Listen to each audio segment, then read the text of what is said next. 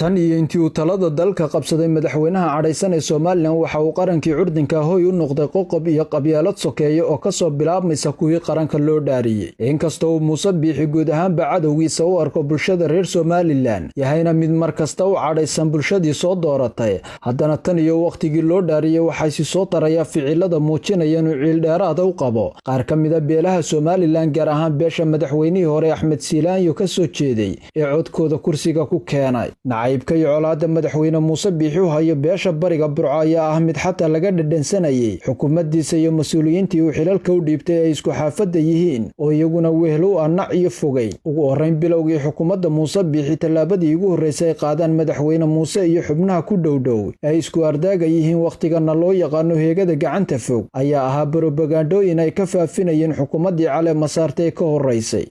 in malaayiin dollar ayay la tagtay nidaamkii dowladnimada ayay sii baabi'iyeen tuug ayay ahayn wasiiradii bariga Burco waxay sii boobeen hantidii ummadda madaxweyne Siilaanyo iyo beeshiisu waxay ka mid ahaayeen ficiladii ugu horreeyay ee laga arko xukuumadda waqtigan bilowgii muddo xileedkeedaba tallaabooyinkii ku xigay cunfiga iyo caadifada lahaa isla markaana xukuumadda Muuse Biixi qaaday sanadkii ugu horreeyay waxaa ka mid ahaa inay dejisay qorshe ay ku doonaysay inay shaqaalaha dowladda ku jira kaga faaruqiso beesha ugu ballaadhan Soomaaliland waxayna ku sheegeen inay dhimayaan shaqaalaha iyagoo beegsanaya xarumaha dowladda ay ku tuhunsanaayeen inay ku badan yihiin beesha madaxweyne Siilaanyo madaxweyne Muuse si ay ugu hirgasho siyaasadiisa barakicinta ah labadii wasaaradood ee la beegsanayay isla markaasna uu islaha iyaga ayaa ku badan oo kala ahaa wasaaradii duulista iyo wasaaradii madaxtooyada waxa uu laba xil oo wasiiro jiifa u magacaabay laba nin oo beeshiisa ah isla markaasna sideeda u fulinaya siyaasadda nacaybka iyo cadaadinta beesha bariga Burco ku dhisan ee madaxweyne Muuse Biixi saaxadda ku soo galay maareeyaha duulista iyo agaasimaha madaxtooyada iyagoo fulinaya amarkii madaxweynaha ee ugaarsiga shaqaalaha beeshaas waxay ugu horreynba madaxtooyada ka eriyeen 54 shaqaale oo 37 ka mid ay ka soo jeedaan beeshii madaxweyne Siilaanyo halka wasaaradda duulistana laga soo eriyay 62 shaqaale ah laba xubnood mooyaane inta kale ay yihiin beesha bariga Burco bilihii ugu horreeyay xukunkiisa waxay shaqada kaga eriyeen 89 xubnood oo shaqaale ah iyo 8 agaasimo waaxeed ay ku lahaayeen waxyaha labadaas wasaaradood taasoo ka dhigtay in la caydhiyay rubuc ka mid ah shaqaalihii beeshaasi ku lahayd guud ahaanba dowladda Soomaaliland iyadoo xusud mudan tahay 8 waaxood ee laga qaaday beeshaas ayna ku lahaayeen wasaaradaha madaxtooyada iyo duulista hal waaxo beesha Axmed Dhagax la siiyay ma ahaane 7 kale waxay ku maamuseen beesha gaar ahaan ardaaga hoose madaxweyne Biixi arrintan oo la filayay inay si weyn uga hadlaan siyaasiyiinta iyo madax dhaqameedka beesha bariga Burco ayaana dhicin aamuskina waxa uu dhalay inay ugaarsigii shaqaalaha beeshaasi noqdeen xaaraan la xalaalaystay iyo muwaadiniin garab waayo oo ilaa maanta taagan toddobaadkii u dambeeyay waxaa la eriyay 2 xubnood oo ka mid ah shaqaalaha dowladda ee wasaaradaha xanaanada xoolaha iyo maaliyadda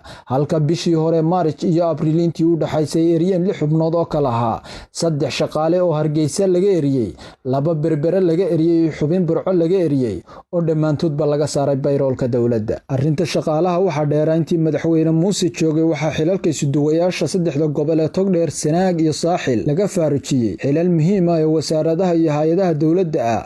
82 xafiis oo dowladda dhexe uga furan 3 gobol ee beeshu ku badan tahay waxay ka hayaan 6 xil oo kaliya taasoo muujinaysa in madaxweynuhu aanu beeshiisa uun islahayn xilal uga qaade uu nacaybka gaarsiisay meel intaas ka dheer sidoo kale waxa la eriyay taliye qaybeedyadii ciidamada booliska iyo 2 taliye ciidan oo ah kuwa qaranka oo ahaa inta beesha bariga Burco haysay marka laga yimaado taliyaha qaybta 12aad ee ciidamada militariga dhammaan xubnihii kale xilka ayaa laga xuyuubiyay markii ay hirgashay siyaasadii ahayd ugaarsiga shaqaalaha dowladda ugu jira beesha madaxweynihii hore tallaabada labaad ee la qaaday waxay ahayd cadaadinta ganacsadayaasha beesha bariga Burco waxaana la bilaabay in la yiraahdo waxa la soo celinaya hantidii dowladda iyadoo ay ahayd geed loogu soo gabanayo si gaar ahna loogu ugaarsanayo ganacsatada beesha bariga Burco dhulalkii dowladdu lahayd ee shicibku iibsaday guud ahaan lama taaban waxaase si gaar ah loo beegsaday kuwii ay iibsadeen beesha bariga Burco oo maalinba mid laga qaadayay 3 dhul oo kaliya beeshaasi dowladda ka iibsatay oo 3diiba madaxweynuhu qaaday markuu dhammaaday saddexdii xukuumaddii Silaanyo beeshaasi ka iibsatay haddana waxa uu xukuumaddu qaadatay go'aan kale oo suldaanka beeshaas lagaga xoogayo hoteelka Hargeysa Club oo xukuumaddii madaxweyne Riyaale u ogolaatay inuu muddo 30 sano ah maalgashado Suldaan Siciid Yuusuf Xaaji Ducaale hase yeeshee isku daygii koobaad iyo kii labaadba wuu dhicisoobay intaas kadib waxa warshada daqiiqda dalka ka dhistay shirkadda Al-Harbi madaxweyne Muuse waxa uu yeedhay ganacsatada shirkadaas isagoo ka codsanaya in qamandida daqiiqdaas laga samaynayo oo laga beerayay bariga saaxil iyo gobolka Sanaag in la siiyo mashruucaas ganacsada Cali Gobernimo ay madaxweynaha isku beel yihiin isla markaana laga beero banka Wajaale ee gobolka uu ka soo jeedo Gabiley qorshahaas beelaysan waxa ku gacan saaray ganacsatada Ilmo Faarax Harbi kadib madaxweynuhu waxa uu qaaday tallaabooyin inuu ku doonayo inuu curyaamiyo warshadaas daqiiqda oo lagu dhisay lacag dhan 80 milyan oo dollar wuxuuna dhalinyaro qurba joog ah oo isku beel yihiin u ogolaaday inay warshad labaad oo daqiiqda samaysa iyana ay dhistaan qamandidana ka beeraan Wajaale warshadaas ayaa dhismaheedu waqtigan ka socda gobolka Gabiley marka laga yimaado aanooyinkii hore xukuumadda madaxweyne Muuse Biixi ka gashay beesha bariga Burco bal markana aan eegno kiisaska taagan ee xukuumaddu toddobaadkan ku fulisay beeshaasi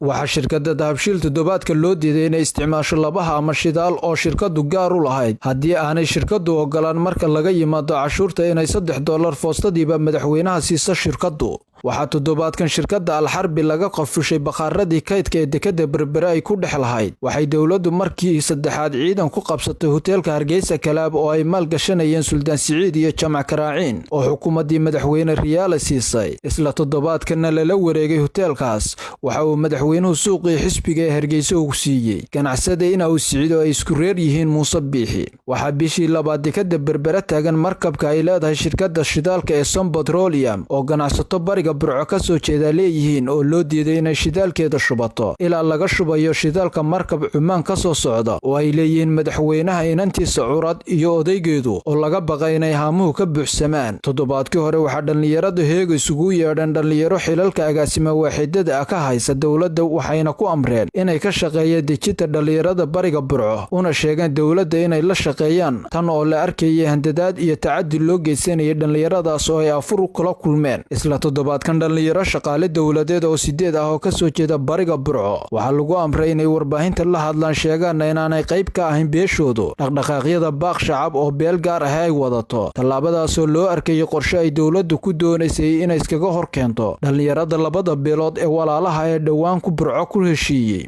intaasiba waa dhacdooyinka waqtigan taagan ee xukuumaddu bishan gudaheeda ku filisay beesha ay ugaarsiga ku hayso waxaa soo colaad iyo dagaal ahina si uu u suurto galo waxa madaxweyne Muuse Biixi u ciyaaray bilowgii doorashadii shax ahayd inuu beeshaas ka soo xusho wasiirro tayadoodu liidato oo u robaysan u dhadhiga nugul xukunkiisa dulbiga iyo tacaddiga ku dhisan shanta wasiir iyo wasiir ku-xigeenka beeshaas ka soo jeeda xilalka haya waa kuwa daawadayaalka dulmiga siyaasadeed ee deegaanadooda lagu hayo iska daa inay ka hadlaan waxay dawladda ka saacidaan sidii colaad dhinacyo badan beeshaas loogu mashquulin lahaa madaxweyne Muuse ayaa iyadoo guud ahaanba lagu eedeeyay golihiisa xukuumadda iyo ragga uu xushay yihiin mas'uuliyiin bilaataya ah oo uu ku doortay jawaabinin haddana mas'uuliyiinta uu cugtay ee beeshan ayaa ah kuwa ugu tayada liidata waxaana uu xilalka ka dhaariyay aqoon-yahanka iyo siyaasiyiinta beeshaas xaqeeda u doodi lahaa kana dhiidhii lahaa dulmiga iyo cadaawadda dawladdan ku haysay muddadii 3 sano ahayd ay jirtay intaas ayaanu toddobaadkan ku soo gabagabaynaynaa barnaamijkeena bidhaanshe oo noqonaya mid toddobaadle ah